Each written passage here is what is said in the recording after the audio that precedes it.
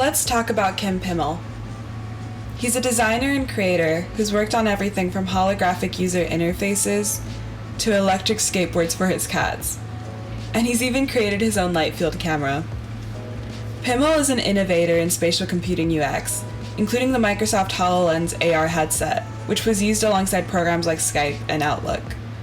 He's also done work with volumetric desktop experiences on Windows and mixed reality AR and VR tools for enterprise.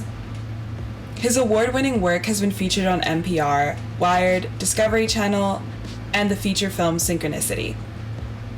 Most recently, he's spending time as an immersive design lead at Adobe, working on Aero, an augmented reality mobile app for creatives, which we've all gotten acquainted with over the last few weeks.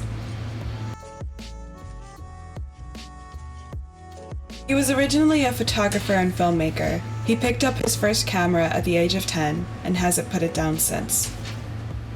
This has led to some interesting and experimental examinations of immersive technology through the lens of a photographer.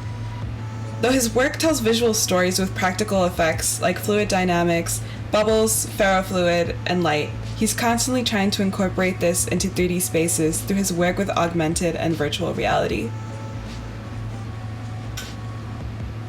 In the early days of this technology, with the birth of the Oculus Rift Dev Kit, it was clear to Kim that one of the challenges for creating 360 content was providing context, framing, and ultimately a directorial view for that content to best be displayed. This was difficult for the time, as creating 360 images resulted in the camera person appearing in the image.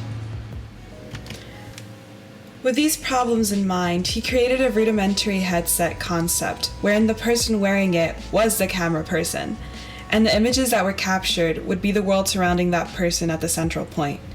The visor headset would allow you to view the content that you're capturing. It's essentially a first-person view of the surrounding world, like what one might see represented in a video game. There's an image of him modeling this for the Seattle Maker Faire, and that's actually the image that I'm referencing for this illustration. Full disclosure here, I originally had a totally different concept in mind that married this image and another disjointed portrait of him to reference some of his work in photography.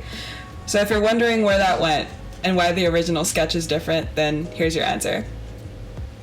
When it comes down to it, most people don't have this kind of AR hardware readily available. We have phones and tablets, and we generally look at images on flat surfaces like computer monitors and TV screens.